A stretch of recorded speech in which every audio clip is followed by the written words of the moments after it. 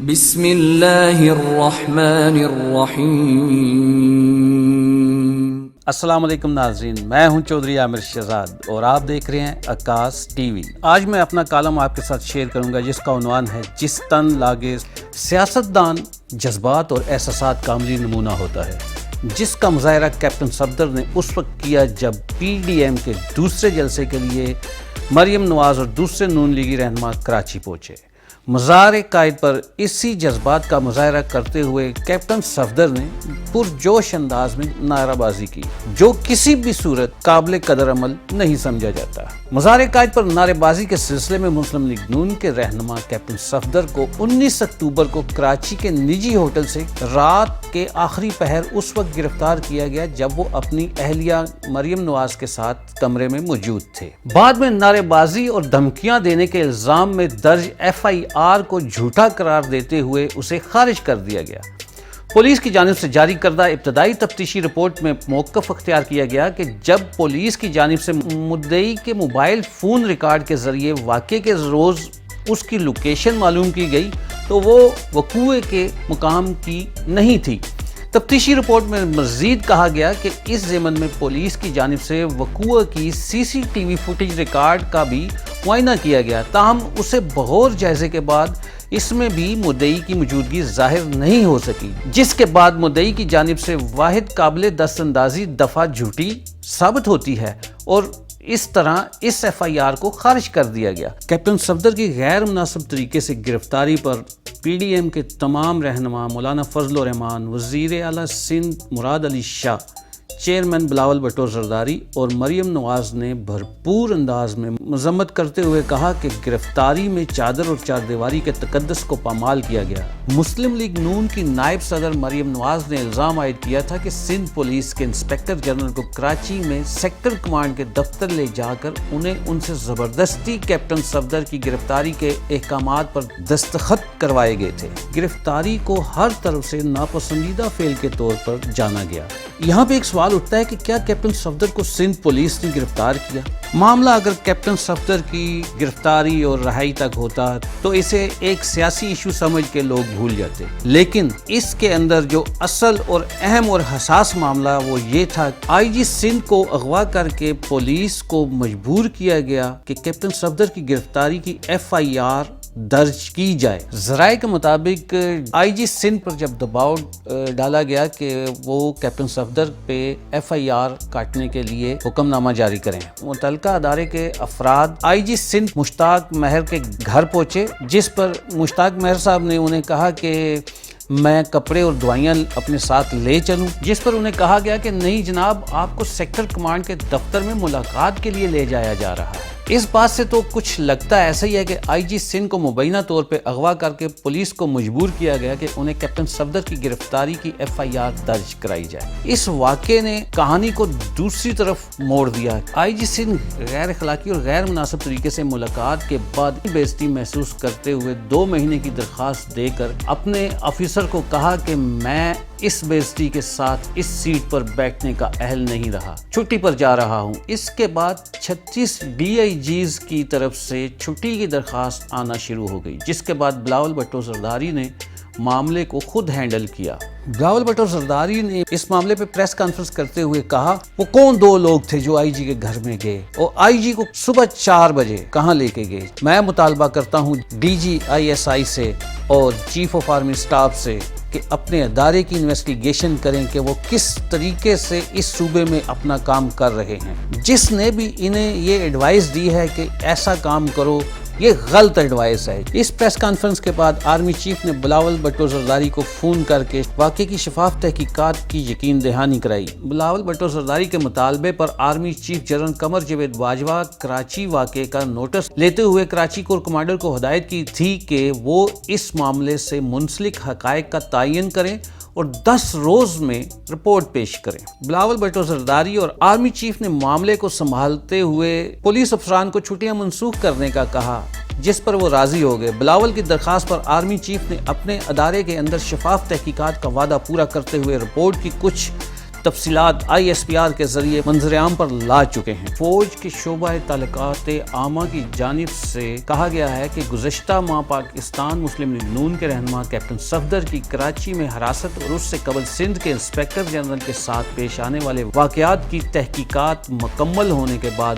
ان میں ملوث پاکستان رینجرز اور فوج کے خفیہ ایجنسی ISI کے متعلقہ افسران کو ان کی ذمہ داریوں سے سبکدوش کر دیا گیا ہے۔ یہ فیصلہ سندھ کے انسپکٹر جنرل پولیس کے تحفظات پر فوج کے سربراہ کے احکام پر کی جانے والی تحقیقات مکمل ہونے کے بعد کیا گیا ہے۔ کورٹ آف انکوائری کی رپورٹ کے مطابق ISI اور رینجرز کے حکام نے اس واقعے پر پولیس کی سست روی کو مد نظر رکھتے ہوئے زیادہ جوش کا مظاہرہ کرتے ہوئے خود قدم اٹھانے کا فیصلہ کیا۔ رپورٹ میں کہا گیا ہے کہ فوجی افسران زیادہ مناسب طریقے سے اقدام کر سکتے تھے۔ اگر وہ تحمل اور سمجھداری سے کام لیتے تو کوئی نامناسب واقعہ پیش نہ آتا اور ریاست کے دو اداروں کے درمیان غلط فہمی نہ ہوتی۔ ان افسران نے شدید عوامی رد عمل اور تیزی سے بدلتی ہوئی کشیدہ صورتحال کے مد نظر صرف پولیس کے طرز عمل کو اپنی دانش میں ناکامی اور سست روی کا شکار پایا۔ اس کشیدہ مگر پر اشتعال صورتحال پر قابو پانے کے لیے ان افسران نے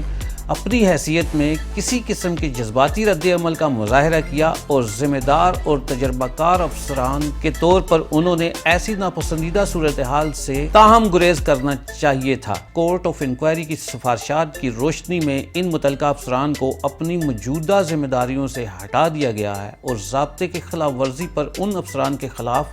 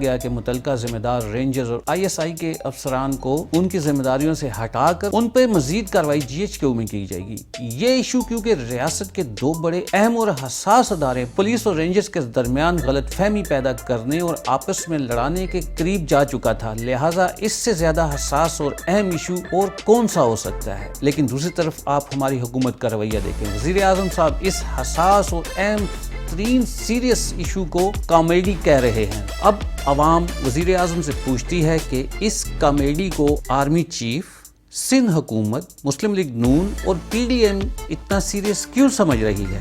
اگر یہ کامیڈی ہی ہے تو اس میں ملک کے اتنے حساس ادارے رینجرز اور ISI کے ذمہ دار افسران کو کیوں معطل کیا گیا اور سندھ حکومت اپنے پولیس محکمے میں ملوث افراد کے بارے میں جلد رپورٹ منظر عام پر لانے والی ہے؟ یہ کیسی کامیڈی ہے؟ اگر ملکی اداروں میں ہلچل مچانے والے کراچی جیسا واقعہ وزیر اعظم کو کامیڈی لگتا ہے تو پھر عوام یہ ماننے کے لیے حق بجانب ہے کہ پاکستان کی حکومت اور وزیر اعظم خود کامیڈی کر رہے ہیں۔ وزیر اعظم جس دن سے اس کامیڈی ماحول سے نکل کر سیریس ہو جائیں گے، سارا پاکستان درست سمت کی طرف چل پڑے گا۔ لیکن کیا کریں، PTI کی حکومت کی غلطیوں کا تسلسل بڑھتا چلا جا رہا ہے، جس کا بوجھ ادارے اب نہیں اٹھا سکتے۔ لگتا کچھ ایسا ہے کہ طاقتور ادارے اور عمران حکومت کے اتحادی اپوزیشن کے احتجاجی سلسلے کو دوبارہ چلنے کا انتظار کر رہے ہیں۔ گلگت بلتستان کے انتخابات 15 نومبر کو ہونے ہیں، جس کی کمپین میں بڑے سیاسی پارٹیوں کے رہنما گلگت بلتستان میں مصروف ہیں۔ جیسے ہی گلگت بلتستان کے انتخابات کا مرحلہ مکمل ہوگا، پی ڈی ایم کی اتحادی پارٹیاں دوبارہ پاکستان کے بڑے شہروں میں حکومت کے خلاف پرامن احتجاج کا سلسلہ شروع کر دیں گی۔ جیسے ہی احتجاج میں ہیٹ بڑھے گی، ادارے اور حکومت کے اتحادی حکومت کی اس کتاب سے اپنا اپنا پیج پھاڑ کر الگ ہو جائیں گے، اور حکومت یہ کہنے کے قابل بھی نہیں رہے گی کہ ہم سب ایک پیج پہ ہیں۔ وفاقی وزراء اور وزیر اعظم کے ترجمان نے اس ایشو پہ جب بھی منہ کھولا اور اس میں سے کامیڈی الفاظ ہی نکلے۔ وفاقی وزیر فواد چودھری نے کہا کہ اگر آپ 15 منٹ کے لیے وہاں گئے تو کیا آپ اغوا ہو گئے تھے؟ یہ ہے کامیڈی، اور یہ ہے اپنی غلطی کو مانتے ہوئے ڈھیٹ بن جانا۔ بلکہ حکومتی ارکان کی طرف سے یہ کہا جاتا رہا کہ آئی جی سندھ کوئی دوشیزہ تو نہیں کہ جنہیں اغوا کر لیا جائے۔ کہتے ہیں نا کہ پولیس افسران جنہوں نے اس واقعے کے بعد چھٹی لے لی تھی، ان کے خلاف کب کارروائی کی جائے گی؟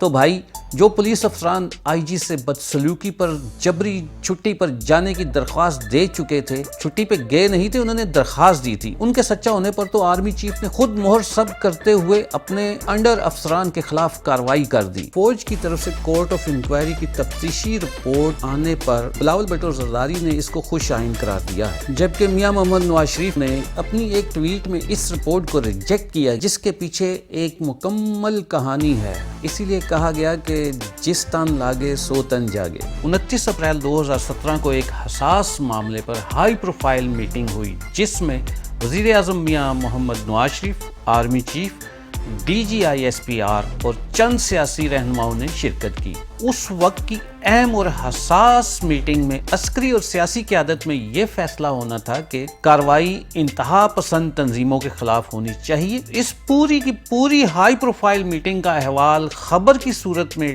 ڈان اخبار میں چھپ گیا۔